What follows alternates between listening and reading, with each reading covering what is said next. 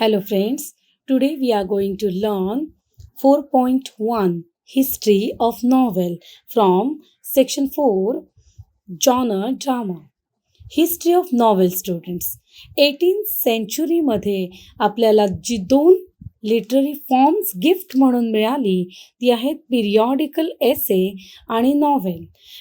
हा चॅप्टर खरं तर क्रिटिकल आहे, समजायला थोडासा डिफिकल्ट आहे, पण तरीही तो सोपा करायचा आपण प्रयत्न करतोय. तर मी तुम्हाला समरी टाईप किंवा काही इम्पॉर्टंट पॉईंट्स हायलाईट करून असा हा चॅप्टर सोपा केलेला आहे. आता लक्ष द्या.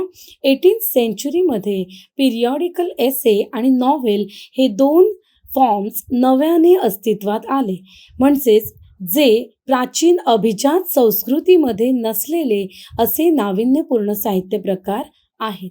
आता पिरियॉडिकल्स म्हणजे कशी, तर काही विशिष्ट कालावधीसाठी येणारे, पंधरवड्यातून येतं ते पाक्षिक किंवा मंथली येतं ते मॅगझिन, म्हणजे असे ठराविक पिरियडसाठी जी निघतात ती नियतकालिकं, मासिकं, साप्ताहिकं ही पिरियॉडिकलमध्ये मोडतात. तर असं पिरियॉडिकल एसे आणि नॉवेल हे दोन फॉर्म्स 18th सेंचुरीमध्ये आले. 18th century has gifted these two entirely new forms.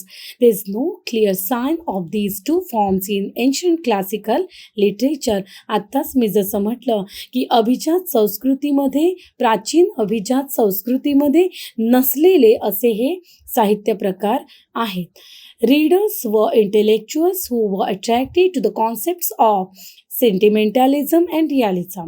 आणि या प्रकारामध्ये रीडर्स खूप अट्रॅक्ट झाले, आकर्षित झाले, कारण त्यातला सेंटिमेंटॅलिझम, रियालिझम त्यांना जास्त भावला. हे लिटरेचर भावना प्रधान होतं आणि वास्तवाला दाखवणारं होतं.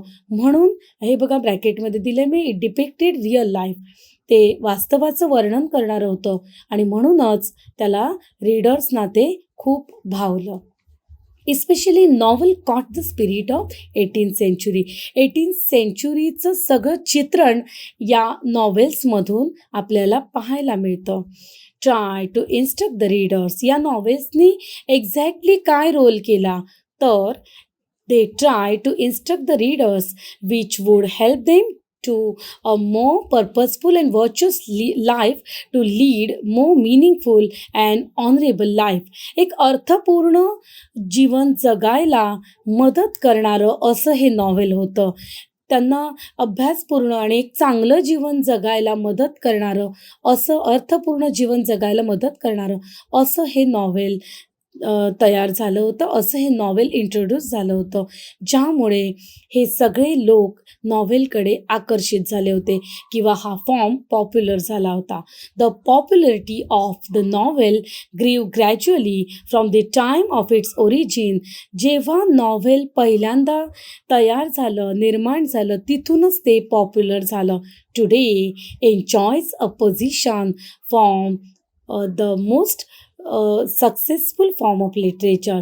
एक चांगली पोझिशन हे नॉव्हेल आज एन्जॉय करतं, ते म्हणजे लिटरेचरचा एक महत्त्वपूर्ण फॉर्म म्हणून, सक्सेसफुल फॉर्म ऑफ लिटरेचर अशी पोझिशन ऑक्युपाय करतं. आता नॉव्हेल म्हणजे एक्झॅक्टली काय, डेफिनेशन मी तुम्हाला इथे दिलेली आहे बघा. A long narrative fiction which describes intimate human experiences, normally in prose form. Prose फॉर्ममध्ये असतं ते, हे त्याचं एक वैशिष्ट्य, गद्य स्वरूपात असतं. आणि हे असं फिक्शन आहे, असं काल्पनिक कथन आहे, ज्यामधून ह्युमन एक्सपिरियन्सेस दाखवले जातात. तर आता याच्या पुढे नॉव्हेल हा शब्द मुळातच आपल्याला कुठून मिळाला. The word novel derived from Italian novella. Novella या इटालियन शब्दापासून हा नॉव्हेल हा शब्द आपल्याला मिळाला. आणि या नॉव्हेलाचा अर्थ काय आहे, न्यू. मी या महत्त्वाच्या मुद्द्यांना यासाठी हायलाईट केलं आहे की तुम्ही हे नोटबुक्सवर लिहून घ्या आणि जे क्वेश्चन्स तुम्हाला विचारले ते मेमरी बेस्ड आहेत, तिथे तुम्हाला या प्रत्येक स्टेटमेंटचा उपयोग होणार. त्यामुळे हे प्रत्येक सेंटेन्स, प्रत्येक स्टेटमेंट तुम्ही नीट समजून घ्या. So the word novel is derived from Italian novella, meaning new. It narrates a story by adding decorative details of time, place, nature, people, their minds, their gestures and their activities. नॉवेलचं setting कसं असतं मित्रांनो, तर तो विशिष्ट काळ, त्या काळचे लोक, ते एखादं विशिष्ट ठिकाण, तो काळ आपल्यासमोर येतो. त्यावेळची लोकांची मानसिकता, त्यांचं वर्तन, त्यांचे हावभाव, त्यांच्या ॲक्टिव्हिटीज, हे सगळे नॉवेलचे सेटिंग, इंटरनल सेटिंगचे ॲस्पेक्ट्स आहेत. यावर सुद्धा क्वेश्चनिंग होऊ शकतं. तर हे सगळं नॉवेलचं सेटिंग आहे. जसं एखादी फिल्म आहे बघा, आमिर खानची फिल्म आहे बघा, ठग्स ऑफ हिंदुस्तानी किंवा तानाजी द वॉरियर बघा.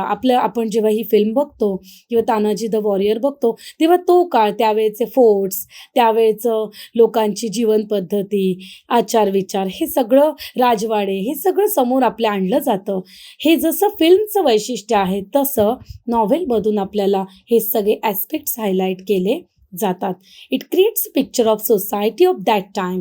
त्या काळची सोसायटी आपल्या समोर येते त्या कादंबरीतून. आता बनगरवाडी बघा, तर बनगरवाडी व्यंकटेश माडगूळकरांची ही कथा आहे, हे जे नॉव्हेल आहे, कादंबरी आहे, त्यातून त्या काळचं, बनगरवाडीतलं त्या काळचं हे चित्रण आपल्यासमोर, त्या व्यक्तिरेखा, त्यांची त्यावेळची राहण्याची म्हणजे पोशाख किंवा भाषा, जीवनपद्धती यांचं चित्रण जसं केलेलं आहे, तसंच ते नॉव्हेलचं एक महत्त्वपूर्ण फीचर आहे की तो काळ आपल्यासमोर उभा केला जातो त्या ऑथरकडून.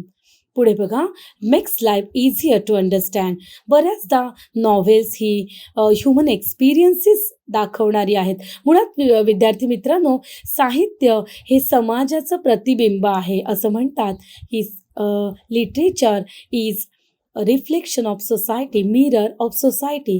जे समाजात घडतं ते साहित्यातून अवतरतं. कारण लेखक जे पाहतो ते आपले अनुभव तो आपल्या कल्पनेने मांडतो, तेच साहित्य आहे. म्हणजेच या अशा प्रकारच्या कादंबऱ्यांमधून आपल्याला दिसतं की ती सोसायटी मांडलेली आहे आपल्यासमोर, ती सोसायटी आणायचा प्रयत्न ती कादंबरी करते. पुढे बघा, in modern era novel has adopted literary prose. आता मॉडर्न पद्धतीमध्ये प्रोजमध्ये ही प्रेझेंट केली जातात. म्हणजे फार पूर्वीच्या पद्धतीमध्ये जर नॉवेल्स पाहिली तर थोडीशी रिदमिक आणि पोएट्री स्टाईलमध्ये दिली होती. आता अलीकडची जी मॉडर्न एरामधली जी नॉवेल्स आहेत ती प्रोज स्टाईलमधली आहेत. हे सुद्धा नॉवेलचं हे वैशिष्ट्य आहे. As a literary genre it has history of about 2000 years. या नॉव्हेलला विद्यार्थी मित्रांनो 2000 वर्षापूर्वीची असा एवढा इतिहास आहे. म्हणजे 2000 वर्षापूर्वी आपल्याला नॉव्हेल्स अस्तित्वात आलेली दिसतात. A collection of tales known as Greek romances. याचं उदाहरण कुठलं, तर ग्रीक रोमान्सेस, ज्यामध्ये आपल्याला हे प्रिकर्सर्स दिसतात. जसे एखाद्या फिल्मचे आपल्याला ट्रेलर्स असतात, तसं या ग्रीक रोमान्सेसमधून आपल्याला ती नॉव्हेलची फीचर्स जास्त दिसतात प्रकर्षाने. Dating back from 2nd to 6th century. इथे बाय मिस्टेक 12 झालं आहे बघा. 2nd to 6th सेंचुरीमध्ये आपल्याला ही अर्लिएस्ट व्हर्जन्स आपल्याला बघायला मिळतात, प्रिकर्सर्स बघायला मिळतात. दिस टेल्स व exciting and delightful stories of ideal love. आता हे जे रोमॅन्टिक ग्रीक रोमॅन्सिस जे मी म्हणते ते कसे असायचे, तर त्यामधून आयडियल लव्ह किंवा वंडरफुल ॲडव्हेंचर्स, साहस कथा किंवा आदर्श प्रेमकथा या आपल्यासमोर मांडल्या गेल्या होत्या. Which influence the writing of next 1000 years. ज्याचा प्रभाव पुढच्या 1000 वर्षांमध्ये पडला. Though today novel is usually in the prose form, earlier versions were written in the form of versus. आत्ताच मी तुम्हाला म्हटलं की नॉव्हेलचा प्रेझेंट फॉर्म प्रोज आहे, पण अर्लियर फॉर्म्स कसा होता, वर्सेसमध्ये होता. इथे ब्रॅकेटमध्ये मी दिलं आहे बघा, which is closer to poetry with its rhythmic nature. नॉव्हेलला पूर्वीचं नेचर होतं, ते म्हणजे पोएट्री स्टाईल होती. पुढे बघा, आता याची एक्झाम्पल्स आपल्याला बघता येतील. म्हणजे 2nd to 6th सेंचुरीमधली अर्लिएस्ट व्हर्जन्स, ज्यामधून आयडियल लव्ह आणि वंडरफुल ॲडव्हेंचर्स दाखवली होती, त्याची ही एक्झाम्पल्स आहेत. Virgil's, eclogues, Virgil's eclogues, Malory Morte d'Arthur, Malory Morte d'Arthur आणि Geoffrey Chaucer's Canterbury tale. Repeat करते मी बघा. वर्जिन्स इलॉग्स, दुसरा आहे बी मेलरी मॉटी डी ऑर्थर आणि तिसरा आहे जॉफ्री चॉसर्स कॅन्टरबरी टेल. पुस्तकात बघून सुद्धा तुम्ही हे अभ्यास करू शकता. ही ठळक 3 नॉव्हेल्स याची एक्झाम्पल्स आहेत ज्यामधून आयडियल लव्ह आणि ॲडव्हेंचर स्टोरीज लोकांच्या समोर आणल्या होत्या. त्यानंतर विद्यार्थी मित्रांनो, वर्ल्ड्स फर्स्ट नॉव्हेल जे ओळख ज्याला मिळाली ते आहे मुरासाकीज शिकिबूज टेल ऑफ जंजी. हे वर्ल्ड्स फर्स्ट नॉव्हेल आहे, म्हणजे अर्ली 11th सेंचुरीमधलं हे नॉव्हेल आहे. त्याच्या पुढे जाऊया आपण. European novel. First European novel कोणतं आहे? Don Quixote by Spanish writer Miguel de Cervantes या रायटरने लिहिलेलं हे डॉन क्विझॉट. हे सगळे स्पॅनिश वोकॅब्लरी आहे, स्पॅनिश रायटर आहे हा, आणि याने लिहिलेलं हे फेमस युरोपियन नॉव्हेल आहे. Publish in 2 parts 1605 to and 1615. या दोन्ही भागांमध्ये, या कालावधींमध्ये 2 भागांमध्ये विभागलेलं असं हे डॉन क्विझॉट आहे. The introduction of newspapers and magazines in 18th century attracted a large number of readers from middle class. Newspaper आणि मॅगझिन्स म्हणजे पिरियॉडिकल्स जी पब्लिश झाली त्या पिरियॉडिकल्सनी लोकांचं ती आकर्षण बनली. लोकांना खूप भावली ती पिरियॉडिकल्स.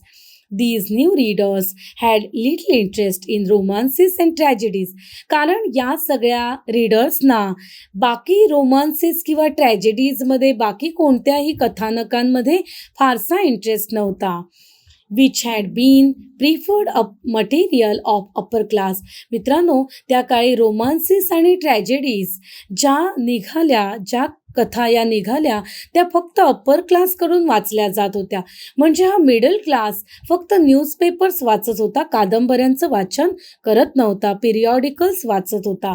आणि म्हणून त्यांना कादंबरीमधून एखादं कथानक सांगून त्यांना कादंबऱ्यांची आवड आणि ओळख व्हावी या दृष्टीने प्रयत्न केले गेले.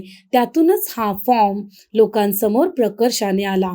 Thus, the need for new type of literature arose which could express the new ideas of 18th century. आणि म्हणून याची गरज निर्माण झाली की मिडल क्लासला या कादंबरीची ओळख झाली पाहिजे, आणि म्हणूनच नॉव्हेल हा फॉर्म लोकांसमोर मांडला गेला. This new form was novel.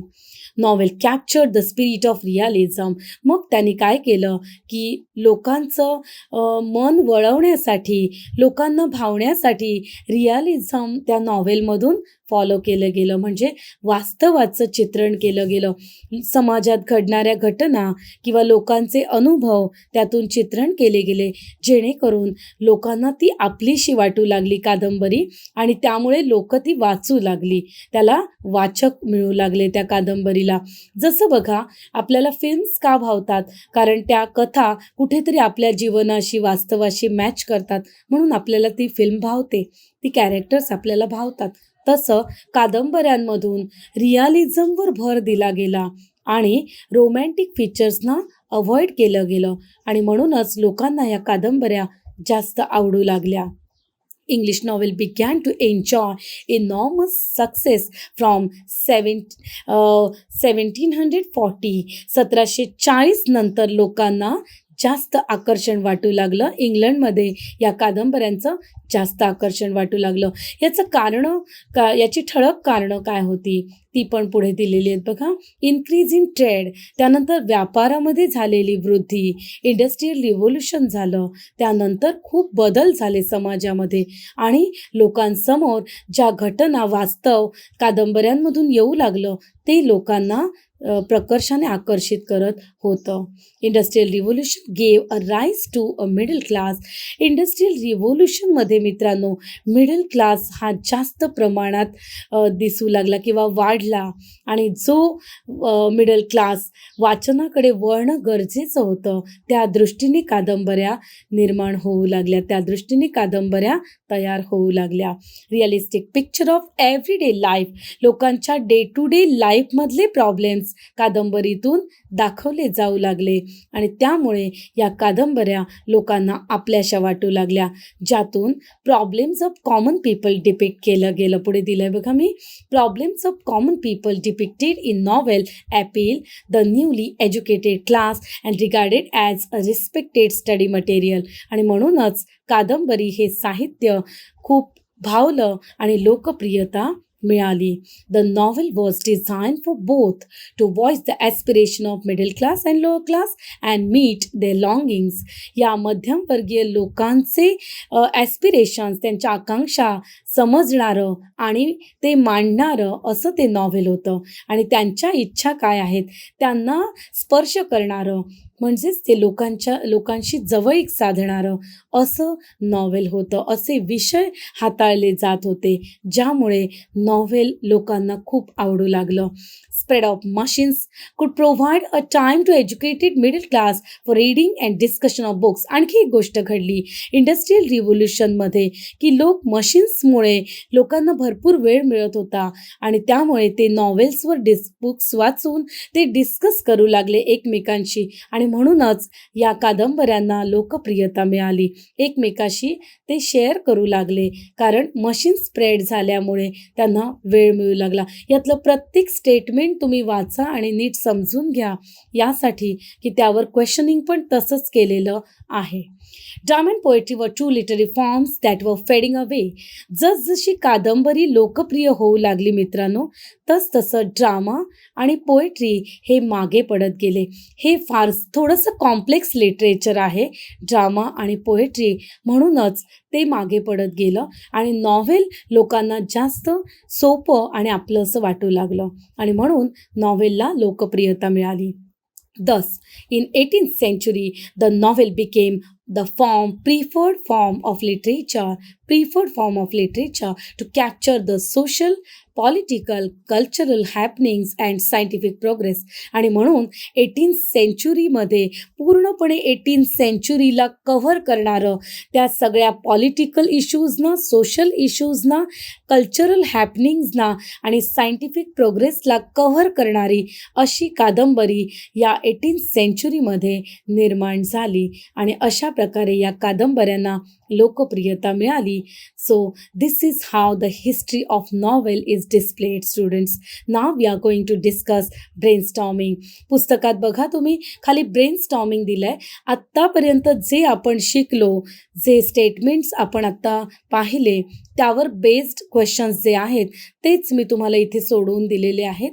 यानंतर मी तुम्हाला पुढच्या व्हिडिओतून पुढचा भाग आणि त्याचेही क्वेश्चन्स मी तुम्हाला डिटेल एक्सप्लेन करेन. इथे बघा मॅच द कॉलम दिलेला आहे. पहिला क्वेश्चन त्यामध्ये नॉव्हेला आहे बघा. तर नॉव्हेलाचं मिनिंग काय, आत्ता आपण ज्या नोट्सवर ज्या पाहिल्या त्या सगळ्या नोट्स तुम्ही पुन्हा एकदा लिहून घ्या आणि समजून घ्या म्हणजे हे क्वेश्चन्स तुम्हाला इझी वाटतील. आता पुन्हा येते बघा मी. नॉव्हेला हा वर्ड ज्याचं इटालियन वर्ड आहे हा आणि याचं मिनिंग आहे न्यू. त्यानंतर मुरासकी शिकिबुज हे कुठलं नॉव्हेल आहे, वर्ल्ड्स फर्स्ट नॉव्हेल आहे बघा आणि ते हे रायटर आहे मुरासकी शिकिबू. ही रायटर आहे, ही लेडी ऑथर आहे आणि हिने लिहिलेलं टेल ऑफ जंजी आहे. टेल ऑफ जंजी हे जापनीज नॉव्हेल आहे. अगदी जाता जाता मी तुम्हाला तेही सांगते की हे एका साम्राज्याचे राजा होते, त्यांच्या मुलाची ही कथा आहे. त्या राजकुमाराची कथा या जापनीज नॉव्हेलमधून दिलेली आहे. तर ते आहे first novel, world's first novel. त्यानंतर डॉन क्विझॉट हे युरोपियन नॉव्हेल आहे आणि हे स्पॅनिश रायटरने लिहिलं. आपण पाहिलं सर्व्हंटीस या स्पॅनिश ऑथरने हे नॉव्हेल लिहिलेलं आहे. यानंतरचं क्वेश्चन आहे बघा, फिल इन द ब्लँक्स. म्हणजे येऊ शकेल असे क्वेश्चन्स पण मी तुम्हाला दिलेले आहेत. हे जरी आत्ता तुमच्या बुकमध्ये नसले तरी आपल्या ह्या पॉईंट्सशी आणि नोट्सशी कनेक्टेड आहेत. त्यामुळे तुम्ही हे नक्की वाचा. यातून हे क्वेश्चन्स तुम्हाला येऊ शकतील लिहायला. जर क्वेश्चन विचारले तर तुम्ही लिहू शकाल. Fill in the blanks. 1. Dash was world's first novel. First novel कोणतं होतं? वर्ल्ड्स फर्स्ट नॉवेल आत्ता आपण पाहिलं टेल ऑफ जंजी. आणि फर्स्ट युरोपियन नॉवेल कोणतं आहे विद्यार्थी मित्रांनो? Don Quixote. Pick out the odd element. आता पुढे एक क्वेश्चन बघा तुमच्या बुकमध्ये ब्रेनस्टॉर्मिंगच्या खाली दिलेले आहेत बघा. Place out odd element. आता यातलं तुम्ही ऑड कसं शोधणार आहात? तर बघा मी तुम्हाला जे आत्ता नोट्स एक्सप्लेन केले त्यावर बेस्ड क्वेश्चन्स पिकअप करून सिलेक्ट करून घेतलेले आहेत. Place, period, theme, climate, lifestyle हे कशाचे ॲस्पेक्ट्स आहेत? Setting of novel. नॉवेलचं इंटरनल सेटिंग ज्यामध्ये प्लेस, पीरियड, त्या काळचं सोशल पिक्चर डिपिक्ट केलेलं आहे. म्हणजेच हे नॉवेलचे सेटिंगचे ॲस्पेक्ट्स आहेत. मग यातला वेगळा कोण आहे? थीमकडे आपण पुढे जाणार आहोत. पुढच्या व्हिडिओमधून तुम्हाला समजेल. थीम हा नॉवेलचा एलिमेंट आहे. ओके, सो या सेटिंगमध्ये नॉवेलच्या तो ऑड आहे. Okay, complete the statement. हा लास्ट क्वेश्चन आहे बघा. In 18th century middle class could get the time for reading and discussing novels because spread of machines. 18th century मध्ये मिडल क्लासला खूप वेळ मिळत होता डिस्कस करण्यासाठी किंवा नॉवेल्स वाचण्यासाठी. का मिळू शकत होता? तर स्प्रेड ऑफ मशीन्स आल्यामुळे लोकांचा वेळ वाचत होता आणि तितकाच तो वाचनाकडे ते देऊ शकत होते, डिस्कशनला देऊ शकत होते. दी टू फॉर्म्स ऑफ लिटरेचर वर fading away in 18th century. Novel हा फॉर्म आल्यानंतर, तो पॉप्युलर झाल्यानंतर कोणते दोन फॉर्म्स लिटरेचरमधून निघून गेले किंवा कमी झाले, मागे पडले? तर ते ड्रामा आणि पोएट्री जे थोडेसे कॉम्प्लेक्स फॉर्म होते ते मागे पडले आणि कादंबरी ही लोकांची लोकप्रिय झाली, लोकांना भावली. ओके, अशा प्रकारे क्वेश्चनिंग होणार आहे. आपण पुढच्या भागामध्ये याच्या पुढचा भाग बघू शकतो. आणि 173 पेजवर तुम्हाला आत्ता जे मी एक्सप्लेनेशन केलं ते पेज नंबर 173च्या डिटेल्स आहेत. आपण पुढच्या डिटेल्स नेक्स्ट व्हिडिओमधून पाहू. Thank you so much.